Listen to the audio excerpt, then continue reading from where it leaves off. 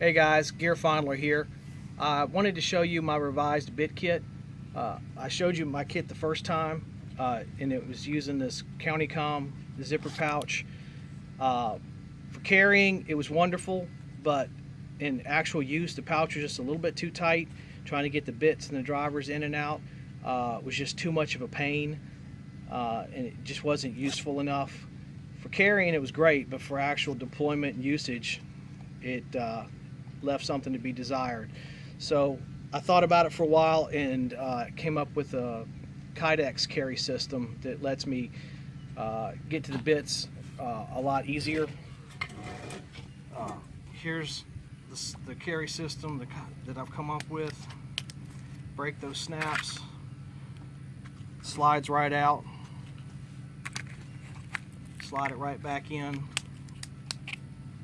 close the snaps. It's locked in place. Top and bottom snaps keep it from riding up or down, keeps it in place. If I sit down, chairs or seats don't push it in or out. So easy to get in and out.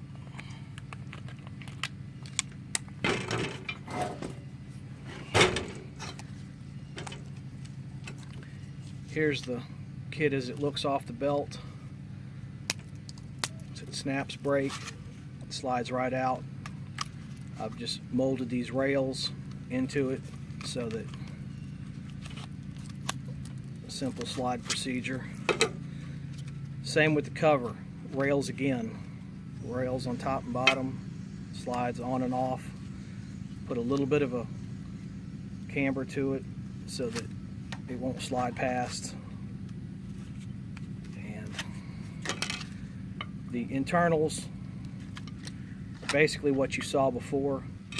I have molded to the forms of the tools so that when the bits are sitting on top of it, there's no rattle, seat or something. Everything's quiet and held in place. Bits drop out. As far as the drivers go, I ditched the quarter-inch drive, 4-inch extension. It was just heavy and I didn't use it that often, and basically replaced it with a longer Phillips driver. 99% of the time I need this, it's for Phillips screw, and this gives me a lot more reach and utility than just a standard Phillips bit. The other thing I added was this Topeak Ratchet. There's ratchets out there. Victorinox is probably the one you're most familiar with. It's a simpler design in that you just use one side or the other for on or off, but I don't like it because it lets the bits, obviously this is just working because it's rounded, but it lets the bits slide all the way back and forth, and there's no stop to it. This Topeak design doesn't allow the bits to push through, so you can just worry about using the ratchet and not worry about bits punching through. It works like a standard full-size ratchet, and that it uses a toggle to change direction. Also has a speed wheel.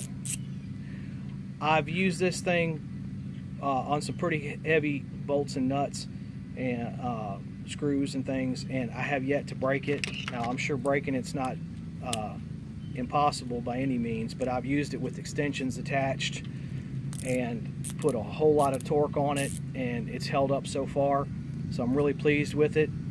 It's about the smallest and lightest ratchet available, and it was made by a bicycle company, so it's done really well, and I think I paid somewhere around $20 for it, so very pleased with that. Kept the standard VersaLink driver that I had before. If I do have something really stubborn, I know I can break it free with this. I'll probably break a bit before this gives way. So that's a standard bit extension. This was also a standard bit extension, but I cut the end of it off so that it's shorter now, and together they fit the kit without being too long. So that's my new bit kit extension, and that's my neighbor's mowing, so we'll have some nice music in the background. No wind chimes, but mowers. You get what you pay for.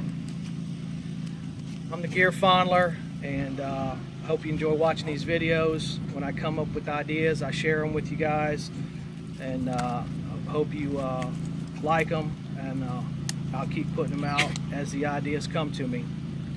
Thanks for watching.